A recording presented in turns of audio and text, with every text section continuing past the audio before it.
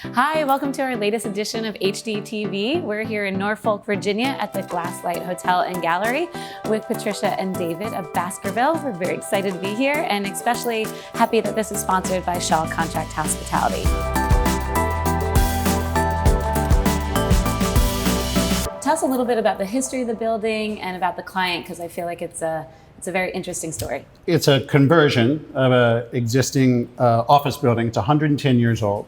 It was an office building that housed the Royster Company, which is, of all things, a fertilizer company. It was the tallest building in Norfolk for 63 years. And the most difficult thing was to turn it into a 117-room hotel, which it didn't want to be because it wasn't its original purpose. And that's where I came in as the lead architect. Almost everything you see here in the lobby in terms of the plasterwork and everything else, and the windows, all had to stay exactly the way it was. So what we wanted to do was obviously pull people in off the street. So this back wall behind the reception desk is based on part of the process of glass blowing, where wooden paddles are used to shape glass. That's the inspiration for that. And then as we move back into, we wanted to highlight the glass collection of Doug and Pat, because in addition to not just the two bunnies, they have a world-class glass collection. So the entire concept is to highlight the making of glass, the forming of glass, and the different forms that glass can take when it's turned into high art. Do you have a favorite piece of art after going through this whole process? I do. It's such a hard question because every time I come, like I said, you see new things. But this bunny in particular, I just love it. I think the way it was made, the way it's all about Pat and our connection with the owner from the beginning. It was just such a great experience to work on this project. And the one thing that I wanted to bring up before we move to see other art, this necklace, which is a beautiful piece, it was not part of the original sculpture, which, by the way, took 7 months to make this piece. So 3 months to cool and then to put it together. But this necklace is so awesome because the glass artist, Peter Bremers, gave this to the owners when they first opened the hotel. And there's, I believe, 4 of them. So, and they change with the seasons, which I think is a nice little touch and a beautiful necklace. Well, should we go check out the other Let's pieces do it. in the hotel? Perfect.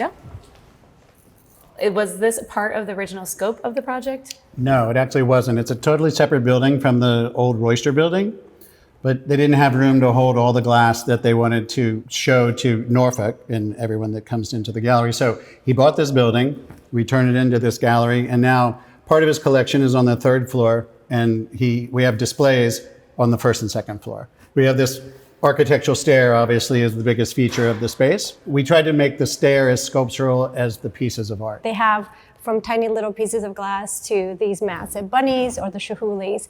So it was, very interesting and fun to do it. Some pieces in this tall ceiling look better in the daylight. So there's huge daylight in the front of this. In the 2nd floor, we painted it all out black, so it would have a totally different feel. So certain pieces look better against white and daylight, and certain pieces look better against a black background. It's amazing the different means and methods, and the play of light up here is pretty special. What were some of the most surprising things that they found, or one of the most surprising things? Well, the coolest thing we found, and we just walked past that room, we call it the skylight room, because it's a double height space, but it was covered in plywood. And when they took the plywood off, it was the original skylight that let light in from the 2nd floor down into the lobby. Oh, wow. So we restored the whole thing using historic photographs. That was super amazing to find that. Yeah. Was it a challenge to carve 117 guest rooms into the building, since it wasn't meant to be a hospitality space? I'll say that it was challenging. Yeah. Where hallways existed, we had to keep them, so which dictated where the corridor was. Now you go into 117 rooms and they're all different. Okay.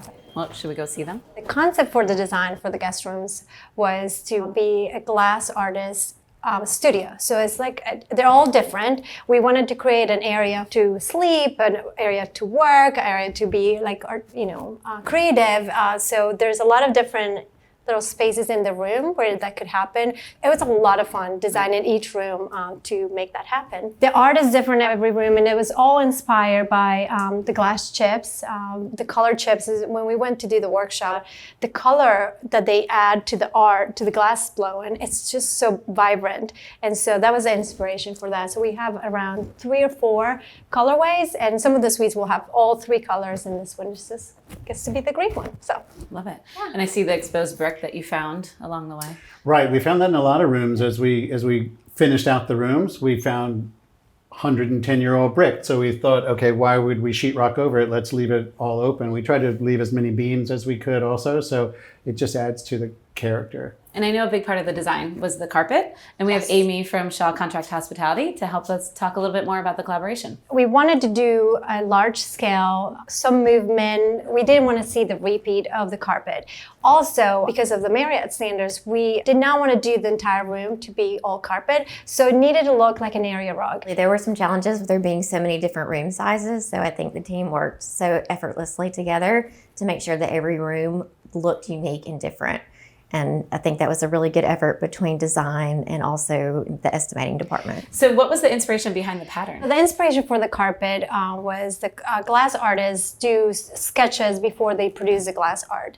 So one of them was the Chihuly. There's this image I have of Chihuly that has a broom and spraying paint, and there's a big swirls of color and movement. And that's what we wanted the carpet to look like. Obviously not as much color because we wanted the art and some other things in the room to pop. Yeah. And this is what Shaw and us developed together. Yeah, it was very important for us to bring your vision to life. So I think as we started with the project, we started with one construction, but as we moved through the process and tried to reach your vision, we moved to a different one. So we ended up with this two-color color point, which I think really got the definition and the lines that you were looking for. We worked closely with the team to develop a pattern that was large enough and that would fit and work into all the different room spaces. So I think that was probably the biggest challenge. But yet it does make everything look unique and feel like a rug. Yes, you definitely don't see when it seams together. Right. Because to this day, I still ask if it's an area rug or if it's a carpet pattern. Well, thank you so much for giving us this amazing tour of your beautiful property and sharing some insight to this really great collaboration. It's always so fun to get to see it in person. So thank you, thank you. Thank you for having us. It's amazing. So should we go have a drink with the bunny at the bar? Let's We do should. it. All right, let's go.